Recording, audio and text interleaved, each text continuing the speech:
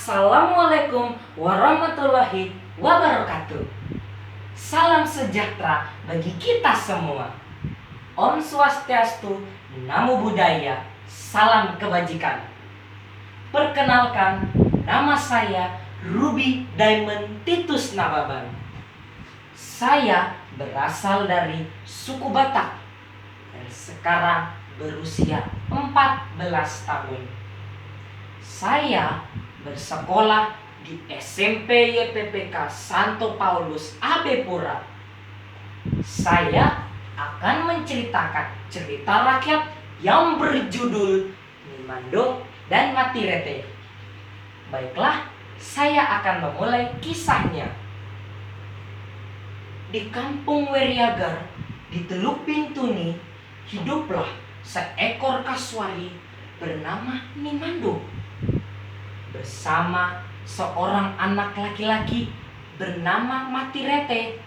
Mereka hidup dengan damai dan saling menyayangi. Setiap hari mereka mencari makan di sekitar tempat tinggal mereka. Suatu hari Nimando berkata kepada Matirete agar mencari makanan di tepi pantai. Matirete sangat senang, apalagi akan melihat keindahan pantai. Pada malam hari, pada saat warga semua sudah tertidur, Matirete dan Nimando pergi ke tepi pantai. Mereka pun menangkap ikan, kepiting, dan udang. Dan hampir setiap hari mereka pergi ke tepi pantai itu. Rupanya perbuatan itu dilihat oleh seorang warga. Warga itu memberitahukan ke warga yang lain, dan mereka berencana untuk menangkap Matirete untuk mencari tahu asal usulnya. Suatu hari Matirete sedang duduk, dan untuk menghindari kejaran kasuari, mereka menyuruh kedua orang yang pandai berlari, yaitu Karel dan Bi. Dan Karel dan Bi menangkap Matirete dan membawanya ke sepasang suami istri yang bernama kakek Kukunda dan nenek Minggira. Mereka tahu persis bahwa Matirete adalah keturunan suku Margabau. Matirete pun diasuh oleh orang tua yang mengaku adalah kedua orang tua kandungnya. Matirete tumbuh menjadi laki-laki yang kuat, karena setiap kali ada peperangan, ia selalu bisa memenangkan peperangan itu. Dan itu membuat para warga iri hati terhadap Matirete. Mereka pun berencana untuk menangkap Matirete, menjebaknya, dan menyingkirkannya dalam peperangan di daerah Babo, Tanah Merah.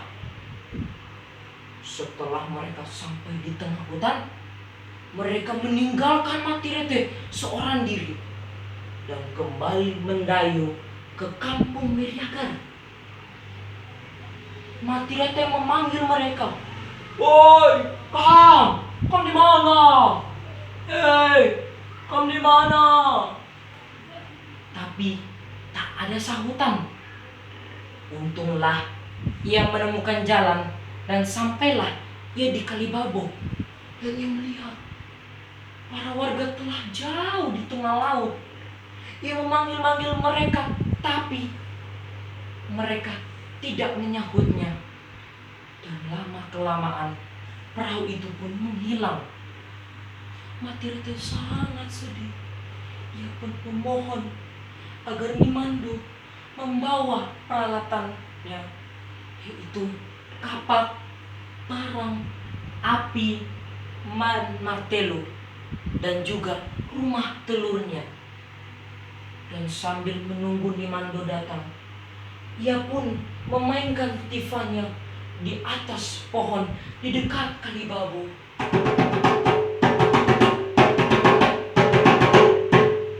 Ia pun dari jauh Nimando sedang berenang. Sekali-kali ia masuk dan keluar untuk mengatur pernapasannya. Dan tampak sekali mamanya sangat kelelahan. Nimando pun berkata kepada Matirete, Ini perkakas untuk membangun rumahmu. Bagilah menjadi 5 ruangan.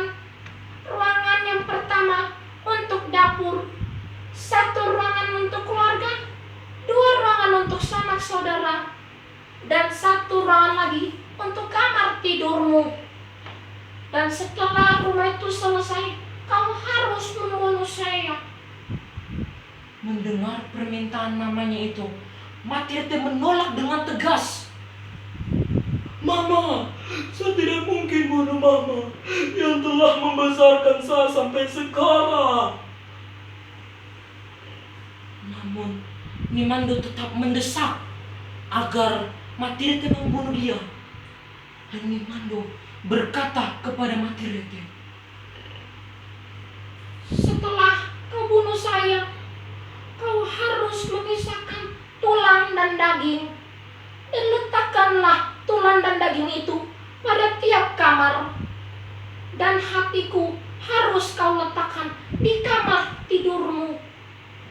Dan ambillah sebatang gaba-gaba dan geseklah pada setiap dinding rumahmu.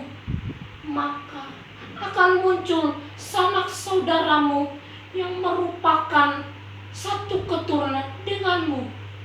Sedangkan dari kamar tidurmu akan muncul seorang perempuan cantik jelita yang merupakan istrimu yang akan memberikanmu keturunan. dan akhirnya Matirete pun membunuh mamanya Nimando.